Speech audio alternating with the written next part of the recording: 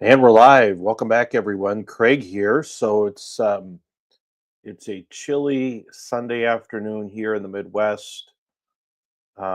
Big change from a few days ago when it was in the 60s and felt like spring was just around the corner. It's cold this morning. I had to get up early this morning and build a fire, so the house was kind of cozy for my wife and kids when they got downstairs. um, no snow here, but it's chilly. Been very windy lately. We actually had some um, destructive winds recently. I saw some yesterday. I saw there was a grain bin, a small kind of a what do you call it, bulk bin outside of a barn with chicken feed and had blown over. And the neighbor down the valley from us was burning brush that he got away from. He had quite a fire, burned up into his woods and stuff. So it's a little weak. I mean, it's not unusual for us not to have snow, but it's been very little snow for us this winter. Today, I wanted to talk a little bit about. Oh, here's the other thing. For those, I'm posting to two channels today. For those that are used to me posting videos of tractors and firewood, we really haven't had any snow. Like the last video I did was maybe pushing snow with the tractor. Um, Otherwise, it's pretty much just bringing firewood in. It isn't really nice to go out and cut firewood and stuff like that, although that'll be changing soon. I can see I'm going to run out of firewood, so I'm going to go out and need to cut a little bit to get me through the spring. Um, and then it'll be time to start getting the gardens ready. I got plans this year to greatly expand. We kind of took a couple years off gardening heavily. This year, I'm not going to garden heavily. We will put in probably some sweet corn, maybe some potatoes, carrots, some small vegetables. But I really want to expand our berries, especially our black raspberries. I'll do some videos on that. I really, really like our black raspberries, which are a cross between a raspberry and a blackberry. We call them black caps around here, but they're a domesticated version and they're big berries and they're much hardier than raspberries, but they don't need as long to ripen as with blackberries. And in our zone 4, I think we're zone 4, the blackberries tend not to, if they ripen at all, it's been a hot summer and it's not until like September. So I'm going to expand that. I'm going to expand the plums. I have a bunch of plum trees. I'm going to grow that, and I think I'm going to plant some more apple and fruit trees. So our little orchard is mostly dwarfs and semi-dwarfs, and they've produced very well the last few years. They're about 10 years old, 10, 11 years old, and I think they they're not going to have. I doubt they have another 10 years in them, so I'm going to start planting some replacements down the hill a little bit, trying to think ahead a little bit. So that's one thing I think is really hard is to plan ahead and realize that when you plant trees, even dwarfs and semi-dwarfs, you're not going to get much from them for a few years.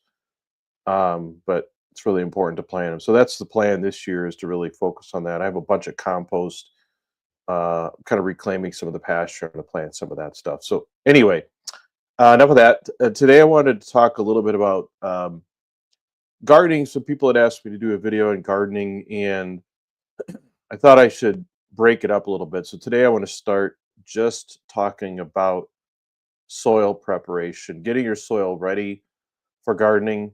Now, this isn't going to apply to everybody. Your climate, where you're at, is going to make a big difference.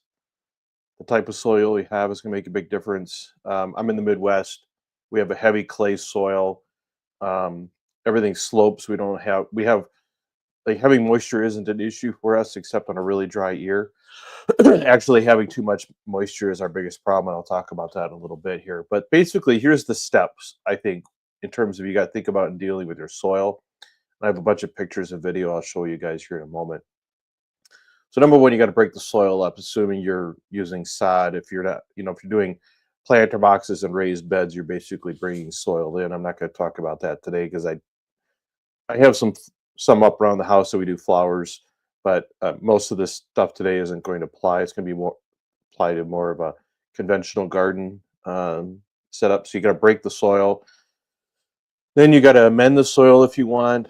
We use primarily compost, but if you want, you can add fertilizer, even organic fertilizer. We typically just use compost, and we have used some um, amendments, some sort of natural organic amendments as well.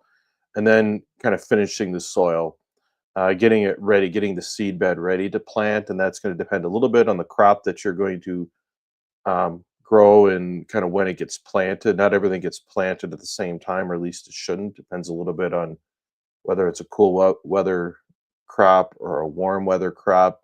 It doesn't do you a lot of good to plant warm weather crops too early because they just sit in the soil. So timing of your planting is important and can determine kind of how your soil preparation is.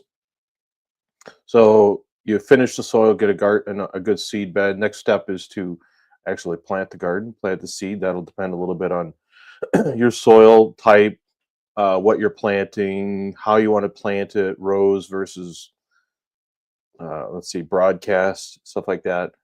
Next is weeding the soil. That's actually, I think, the biggest problem people run into for a lot of reasons. Weeds can get out of hand in a hurry. Weather can make it hard to control weeds, and sometimes the enthusiasm is kind of worn off at that point in time. It's very easy to get excited, go out and plant a garden, put a bunch of stuff in there, and then comes June, and I don't know, pulling weeds isn't fun. So, weeding the soil, watering the soil if necessary. That's not something we have to worry about, fortunately. I kind of wish, I think it would be easier to deal with not enough water than too much water. But if you need to add water, irrigate, things like that, that's something to consider. And then it's harvesting, especially if it's root crops like potatoes and carrots and, you know, um, turnips, things like that. Actually getting the crop out of the soil. So those are kind of the different steps that I can sort of break down the different points of the process that you might be dealing with your soil and how do you handle the soil. So number one is to break the soil. For most of us, unless you have a ton of organic matter into your garden, which I don't, you're probably going to need to break the soil up a little bit from the prior year. Most of us do that in the spring. You could do some fall tillage, but even then, you usually have to do a little tillage in the spring. Um, so we have a large when we garden, we have a large garden. This year I'm not necessarily gonna put in a large garden, so I won't need the tractor probably. But if you have either whether you do it yourself or you bring someone in, especially if it's new sod, it's not a bad idea to kind of break that soil up. So here's my tractor. It's a Case 431. I think it's an 1864. It's about a 35 horse tractor, and then it has a 3.2 bottom. Trying to think what can't remember the brand of it. I don't think it's Ford. Ferguson, maybe. It's a two bottom plow. I believe those are 12-inch plow shares. Um, it's a 3 point, which is good in some respects, but actually, there's a lot of things about it I don't like. A trailer plow would be better, but it's what I have. It works. And so basically, what the plow does is it takes and it flips the soil over, it cuts it. You can adjust the depth anywhere from 3 inches to 6, 7 inches more, depends on the size of your plow and how big your tractor is. Um, but it's not a bad way to turn the soil over. Um, Around here, really the only people that plow anymore are the Amish and those of us that garden. Um, there are different theories on whether you want to be flipping the soil over, or whether you're doing more damage than good. I Because we don't have a ton of organic matter in our soil, it's pretty hard unless you work it up. And so, in flipping it over, get some of those weed seeds buried and things like that. So, most years, most springs, I will plow most of it. I'll use this is called the moldboard plow. Only use it in the spring, and then it sits in the back in the pasture for the rest of the year. But so you start out, typically plow the soil, and then the if you plow the soil, you can jump to tilling it. I've done it, but it's pretty rough. You can see here the soil is pretty rough, and so the next step typically is to disc it. I'll show you a video here.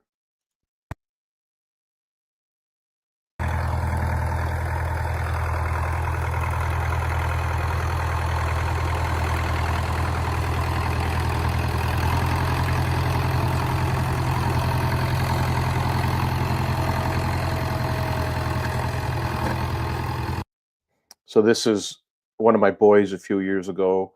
So like the plow, I have a 3-point disc.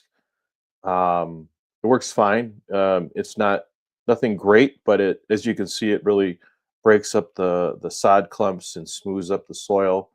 You could, if you really needed to, plant into this, especially if you kind of used like a harrow or something to smooth it. But this is sort of after I plow it, I disc it, and then I till it. So this is sort of the second stage in the process here.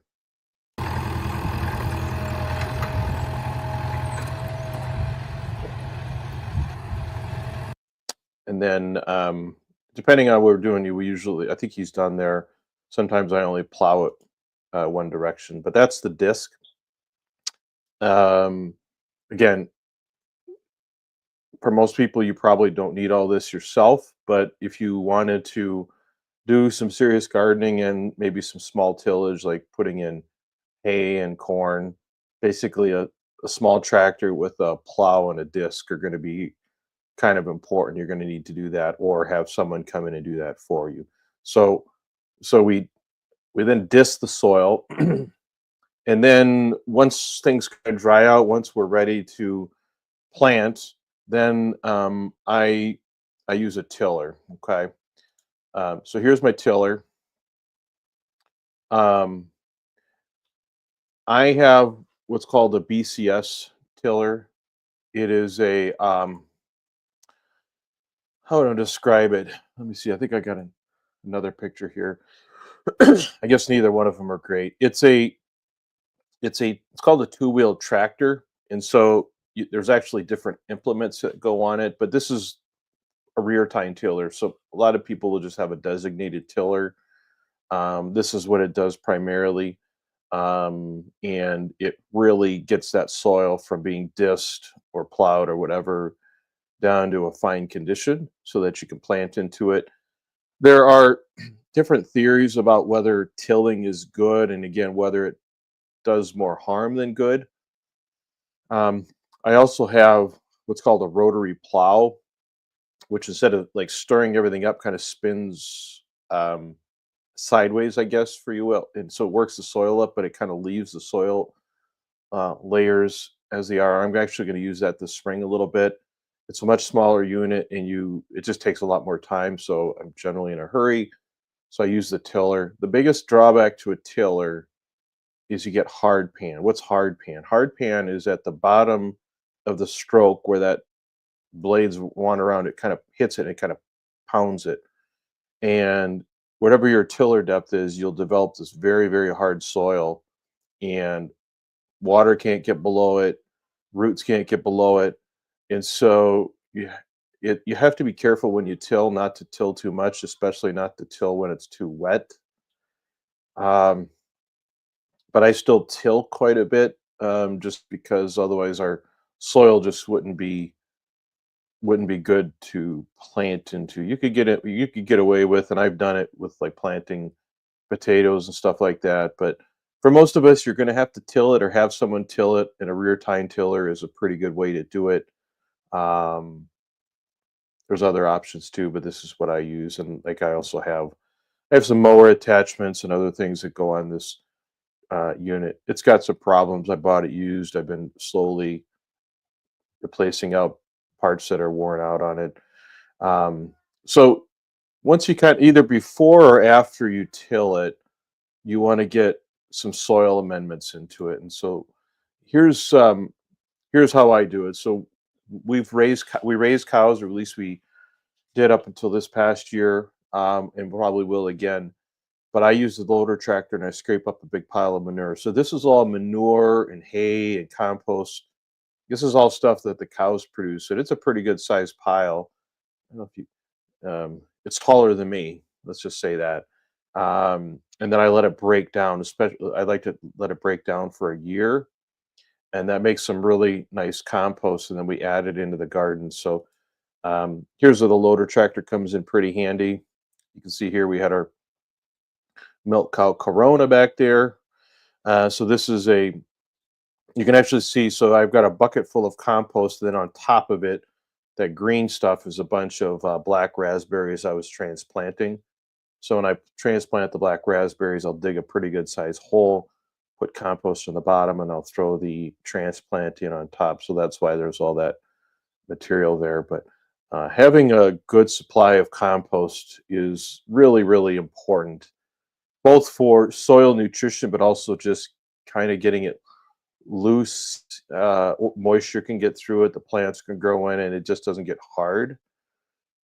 So that's kind of so because we grow a pretty good sized garden and we have a lot of compost, having the tractor and loader makes a big difference. Otherwise, you'd be shoveling all day long. So then it's time to plant your soil. Here's from a number of years ago. We were planting potatoes, and the way we do it, we mark out our rows.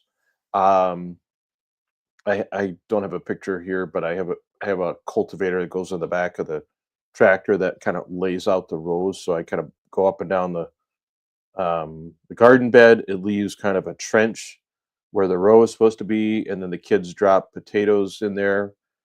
Um, and then we put usually a shovel or two of compost on top of each potato plant, and then we use a hoe or something to cover 'em back up.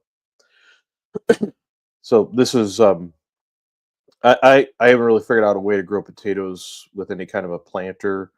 You can get potato planters, but for most of us, that's probably more than we really need. You have a little bit of help. You can plant quite a few potatoes in a rather short order of time. We generally try to plant our potatoes wide enough. Depends on what we're going to do for mulching. I'll show you that here in a moment. If we want to till in between them, if we want to keep weeds under control with the tiller or whatever, we'll plant our rows a little further apart, more like 3 feet, maybe 40 inches. If we don't really plan to do a lot of tillage in between, we're going to compost it with, we'll mulch it with a straw. You can go a little closer together, but so it depends a little bit on what you're going to do in terms of how wide to make the rows. I use an earthway seeder. I don't have a picture of that here. I can show you that later if I think of it. I'll put a link to one in the description. Um, so certain crops you kind of have to plant by hand. Potatoes, I would say melons, squash, things like that, because we usually do those in hills. We usually just plant by hand. Um, but certain things plant really good with an earthway seeder. It's a hand seeder. Get them on Amazon. They're probably, I don't know, 50, $60, something like that. Got a bunch of replacement discs in them, depending on the seed size. But what we did here is we planted a row of carrots, and then I covered the carrots with like one layer of newspaper and wet it down. Why do we do that? Carrots have a very, very long germination period, like up to 14 days. So, by the time that a carrot gets planted, assuming it has ideal conditions and is um, properly moist, it could take 2 weeks for that to come out of the ground. A lot of things can happen. The soil can dry out, the ground can get hard. Those carrot seeds get planted really shallow, like a quarter or an eighth of an inch. So it can be really hard to get carrots to come out of the ground, especially if you don't plant them really early in the spring.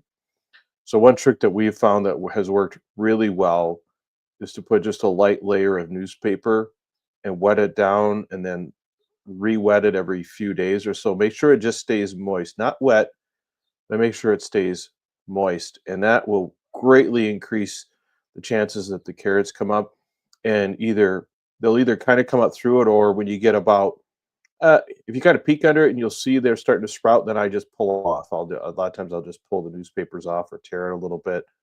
This is a really, really good way to get carrots to come out of the ground. Once carrots come out of the ground, they do pretty good, but you got to get them germinated. You got to get those carrots germinated. They take a long time. Other seeds like beans and corn are pretty foolproof. It's pretty hard to screw them up.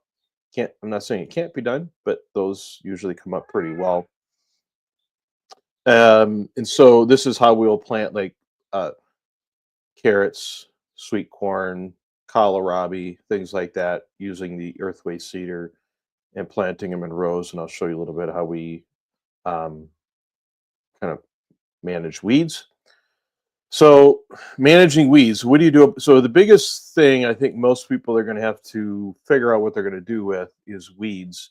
Now, if you have a very small garden, maybe you're using planter boxes, raised beds, you probably can just pull your weeds by hand, plant densely. You can maybe use a little hand tool or something like that to take care of weeds. But assuming you're not going to do that, weed control is going to be a major thing you're going to need to deal with. A lot of people, especially if you have space, will just space your rows far enough so that you can run a tiller sort of shallow. So shallow till your garden. Um, and otherwise you can use a hoe. I prefer to use a it's called a wheel hoe. Let me see if I can get one up on the screen here. It's not a great picture, but it's basically so it's got two handles. um, Something your great grandparents would have used. And it's got little different tools you can put on the back. Basically, you run it back and forth on the rows, and it just lightly skims the soil and it cuts the roots off. This is probably my favorite method for weed control for most applications. The challenge being is you got to have enough dry weather. So around here, as I mentioned, moisture usually isn't the issue other than it's too wet. If you try to do weeds, especially if you're using a tiller, but even something like this, but a tiller, you got to wait for that soil to dry because otherwise you create a lot of compaction and your soil gets really hard. The other thing, and really maybe the bigger thing, is if you weed when it's too wet, those weeds will lay on the soil. They'll have a little clump of wet soil around them, and that's all they need to survive. Like, you'd be amazed at how many weeds can survive laying on top of the soil if it's a little wet and they have a little clump of dirt around them. So what can happen if you get rainy stretches like we do regularly in the summer, it can be a week or two, and you can't necessarily, if you're gardening on the weekends, Saturday may be wet, and then you can't do it. And then you wait another week, and you come back a week, and now the weeds are a foot tall, and you can't do this. So you gotta to use something like this, you got to be able to weed them regularly when those weeds are just kind of coming out of the ground. It's a great way to weed, but it can be a real challenge in wet years, is what I have found. On a dry year, this is perfect. You can add moisture, but if it's wet at all and you're kind of a weekend gardener, be wary of this. Okay. An alternative, and one that we have used on and off in the past, not for everything. You couldn't do this for corn and carrots, but we do for our potatoes. Is we use straw. I've used old hay too. This is a very nice bale of fine wheat straw. And what we'll do is we'll just plant our potatoes and then cover the entire thing right away with straw. And you want to have enough so that the weeds can't come up, but you don't want to have too much that the potatoes can't come up. But we have found that really one of the best ways to grow potatoes is to just plant them, not hill them, just plant them, and then compost or mulch the entire garden, and then let the potatoes come up through it. So here's a one of our potato patches one year, and you can see where we had put all the straw in there, and the potatoes came up in the rows. You will sometimes still have weeds come through, but it's not bad, and you can either pull them or you can actually walk through it with like a kind of a right hand, or like a right angle fork, and you kind of lift the straw, lift it up, and then drop it back down.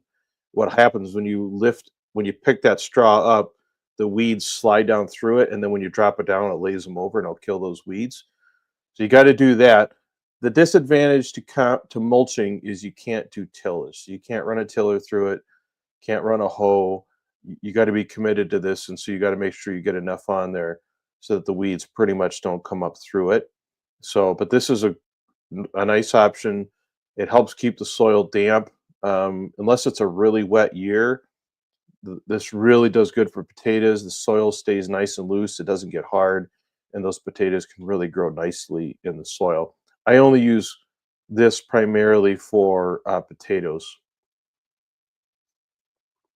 We actually will use, let me see if I got some other, I'm going to get rid of some pictures here and then I'll show you some other things that we do.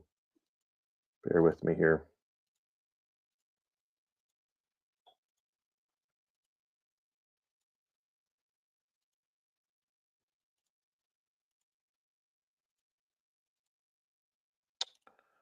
Okay.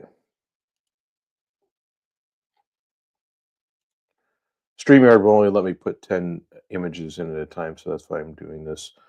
Um, so let me give you another, I'll show you another picture of the wheel hoe here.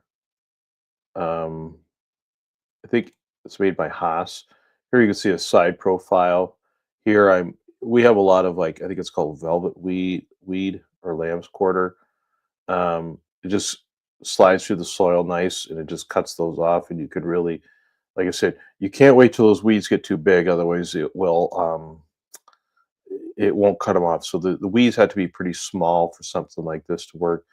But if you have the space and you can kind of have long rows, this is a great tool. And like I said, it has different options for different. You could can't adjust the wheels, but you can adjust the little tools, the harrows and things that go on the back of it. So this is a really good option. I really like the wheel hoe. Let me see here. Uh, oh, let me show you this one. Here's another option.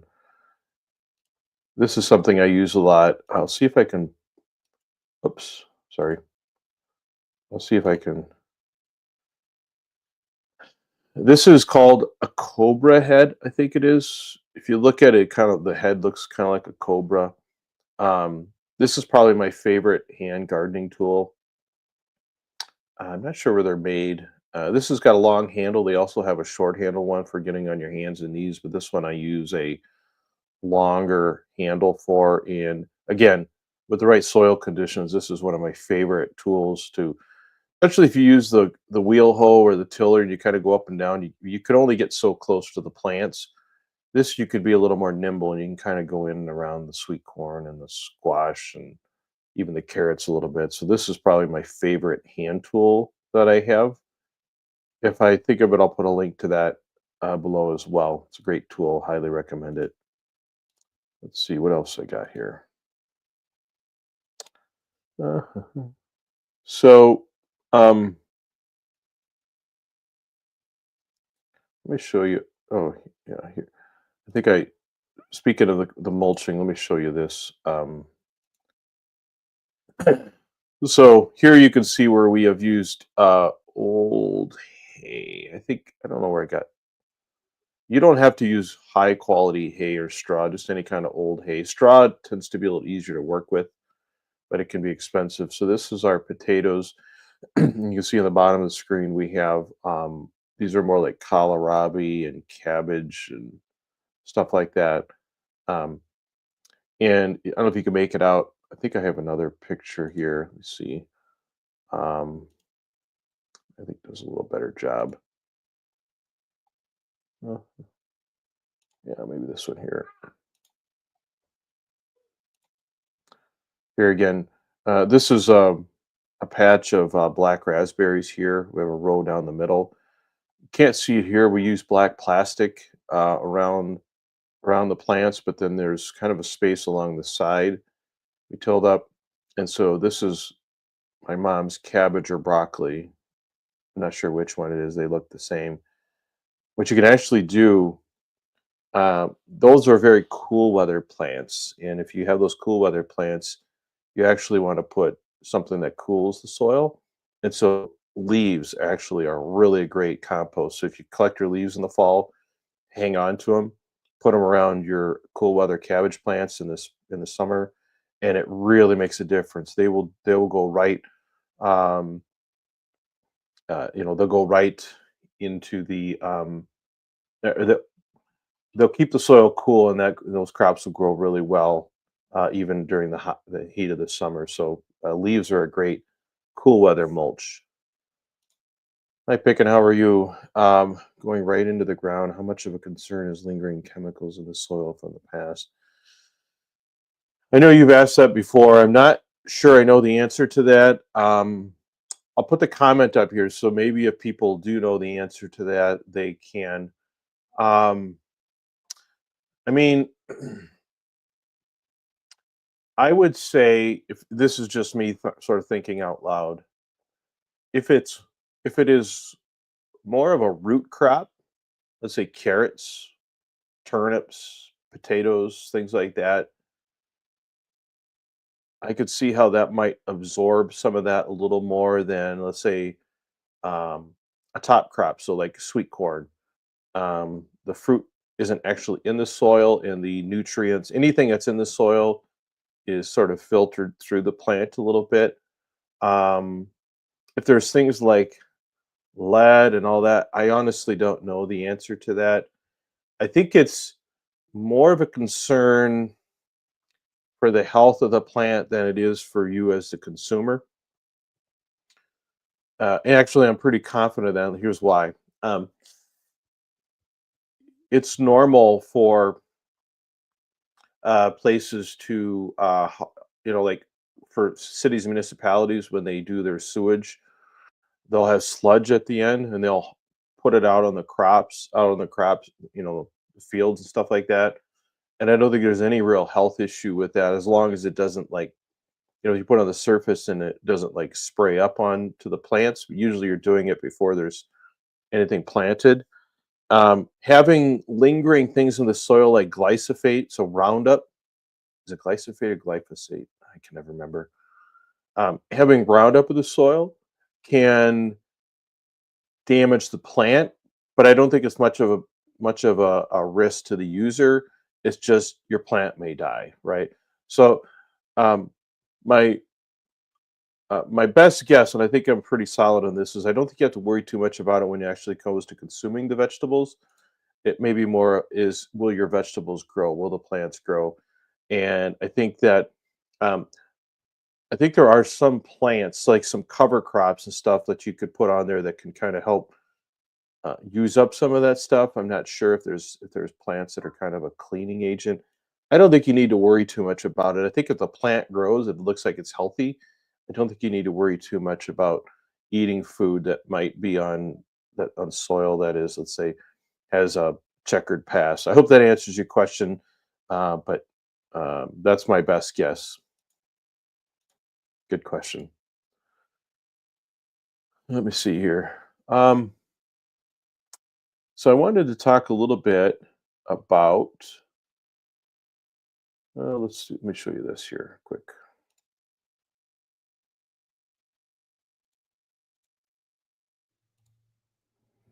So this is I grew a cover crop, and I don't know if you can kind of see it's kind of dead on here.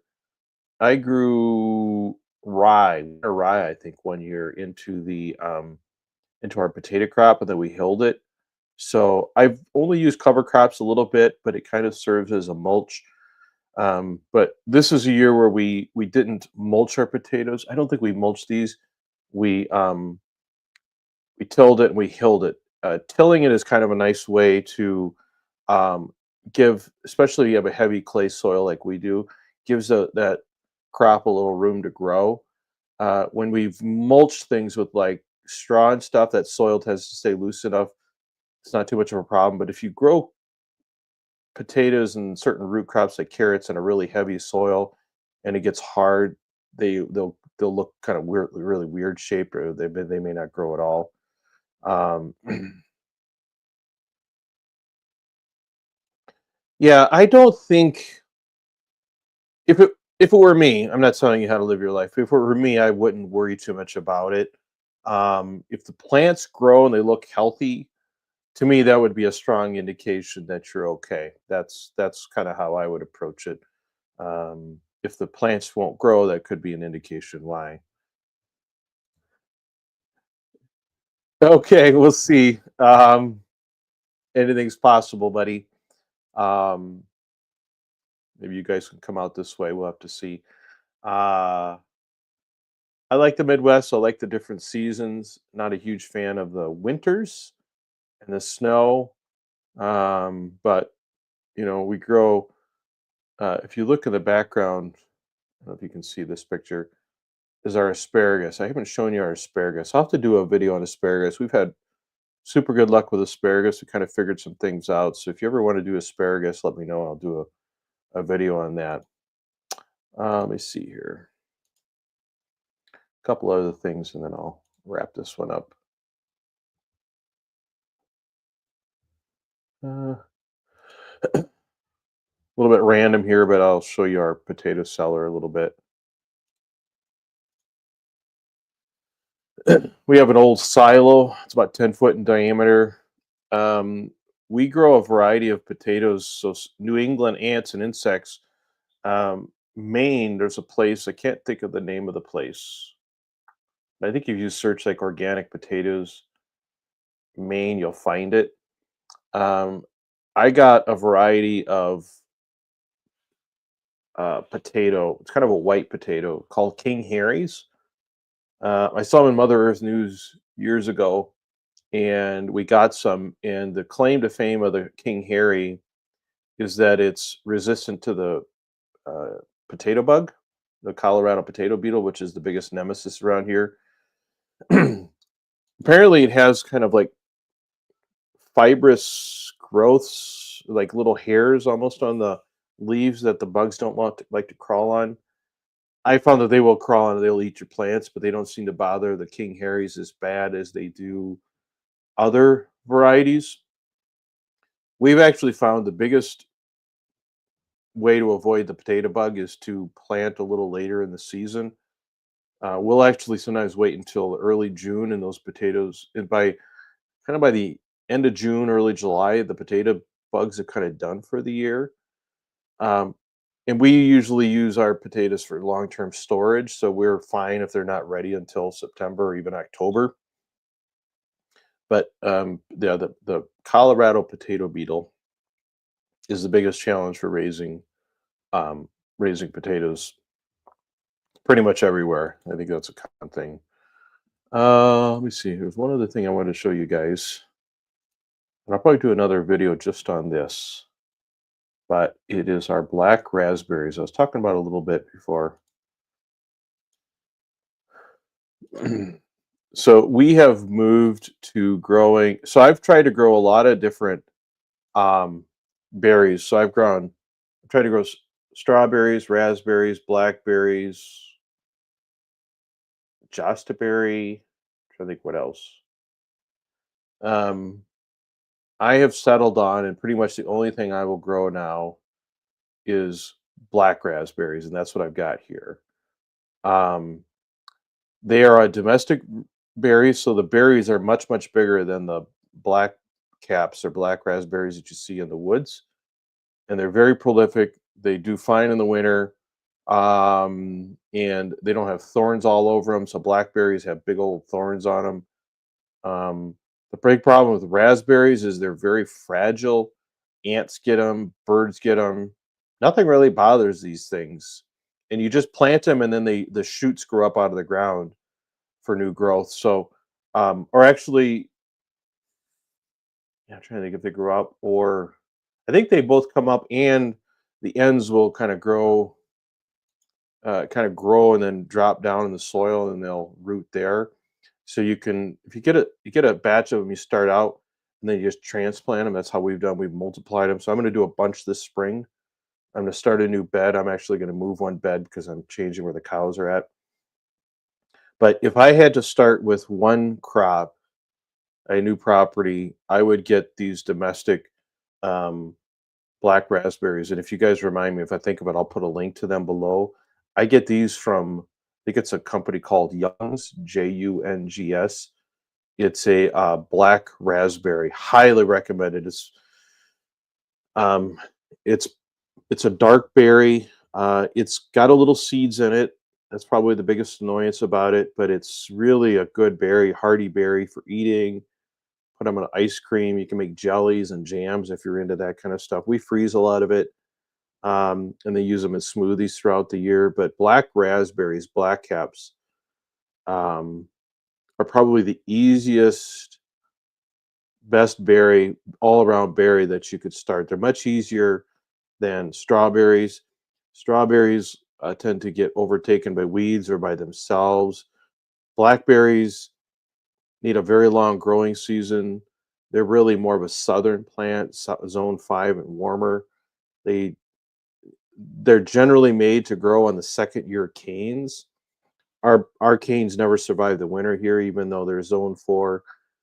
So it's always on new growth, and that new growth, it looks great. They produce all kinds of um, canes and leaves and berries, but they just don't ripen. And you can't eat blackberries until they're fully ripe. There's just no cheating them. We've done blueberries, so we have blueberries.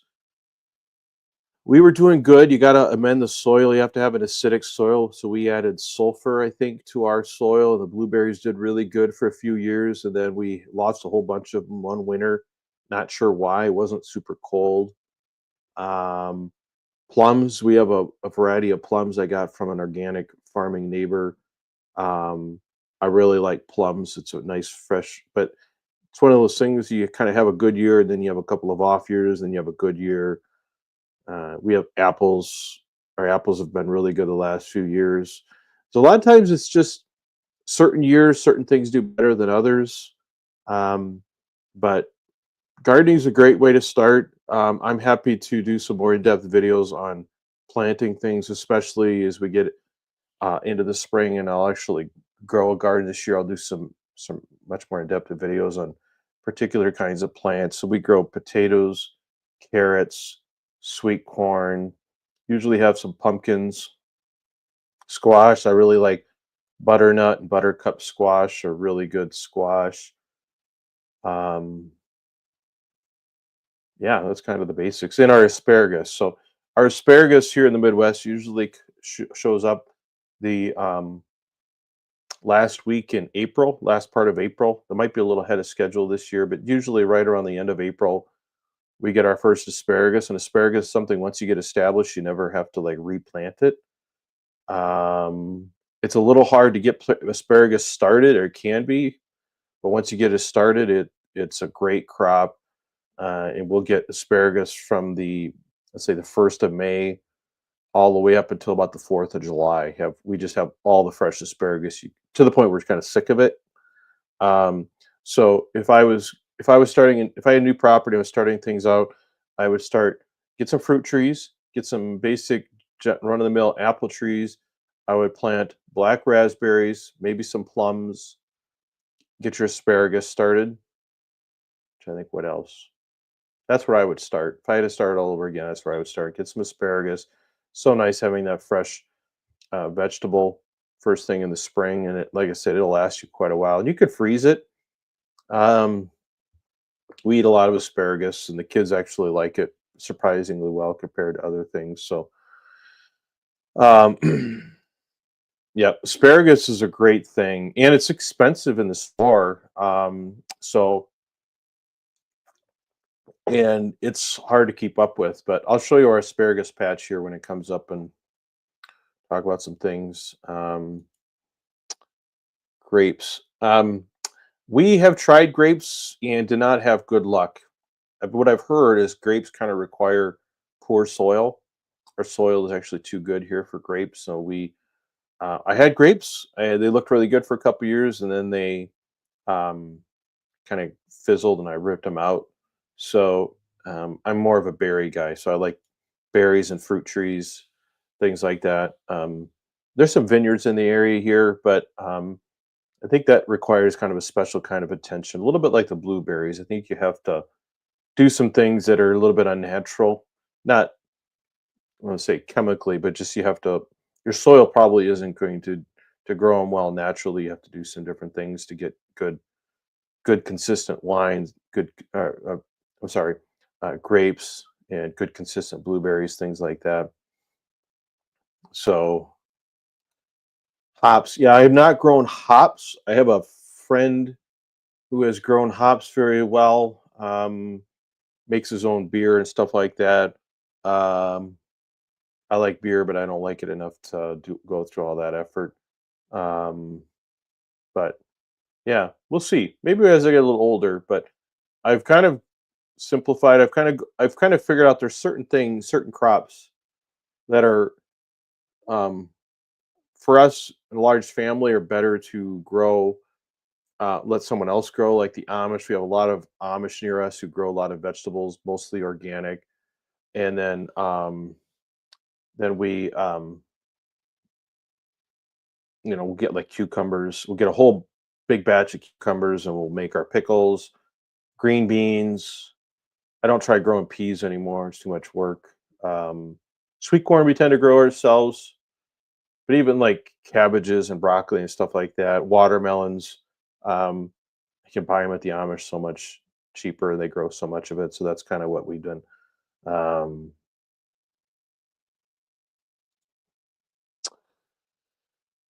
do you grow any fodder? I'm thinking about sugar beets for pigs. Um, I'll do another video on our 1 year experiment with pigs, and I'm probably going to grow pigs again this year. I haven't decided yet.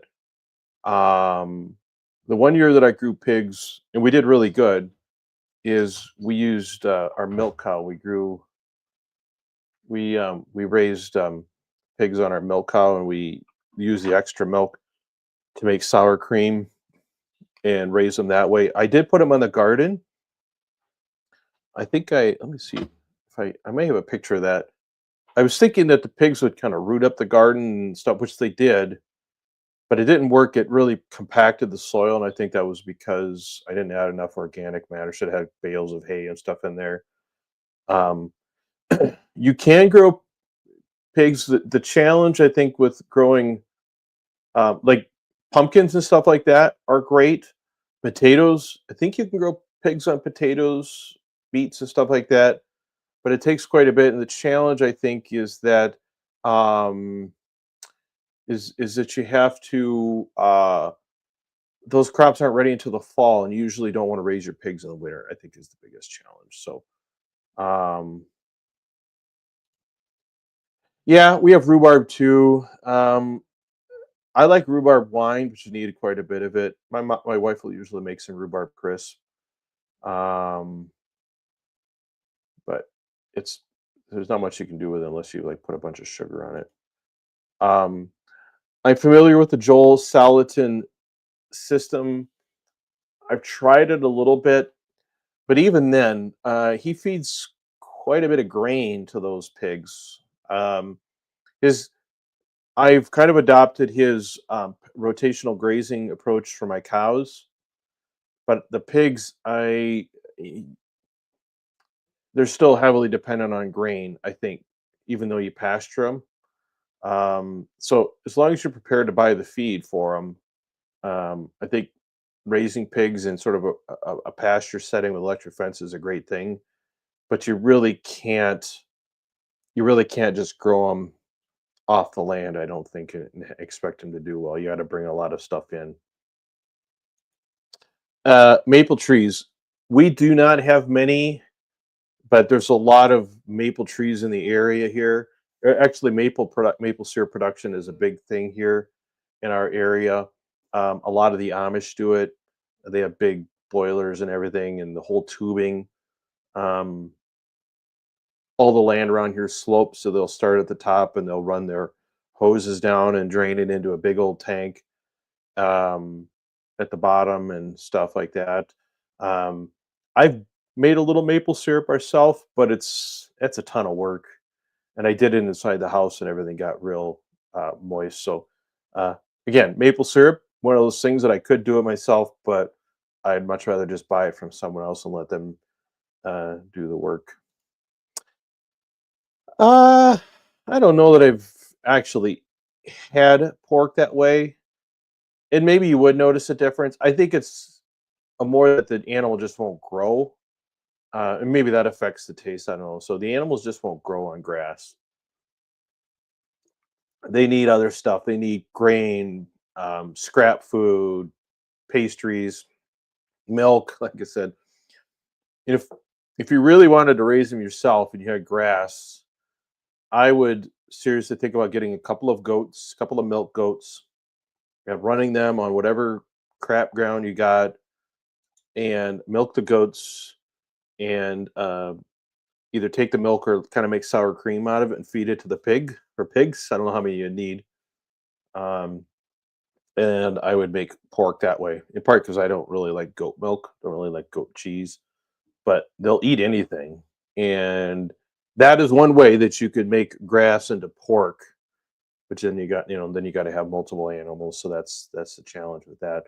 I'll do another video sometime on that. I don't think there's a necessarily a right or wrong way to do a lot of things. I think for most things, there's just pros and cons to different approaches. Kind of like when I was talking about earlier about raising crops, like tillage versus mulching. There's pros and cons to both, and I think it's a little more about what system do you have, what's your soil type, climate determines it. I don't know that there's a perfect one size fits all system for everyone. Actually, I'm certain there's not. There's just kind of different systems work a little better or a little worse than others, depending on the circumstances. So, yeah.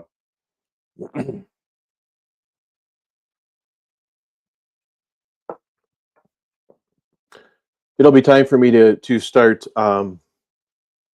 making out my seed order here soon. Um, Got to breed a special pig that will nurse a goat into adulthood, and a goat that will let a pig nurse. Yeah, that would be great. Uh, that would be great. Um, Goats are not hard to milk. Kids could milk goats pretty easily. Um, it's keeping them penned in is the challenge with goats. They will make you go crazy. You're going to need that rhubarb to make wine, so you can tolerate the goat, so you can eat the pork. That's my theory on it. So know what you're getting into. The biggest advantage to pigs, I think, if you can find them, is they're a short window. So you can, I think a pig is usually 4 to 6 months, maybe 5 6 months growth that you need if you want to get them to kind of full size by the time you're done. So it's not like a cow where you got to have it for 2 years to get them to full size, or 4 to 6 months, 5 months to get them full size.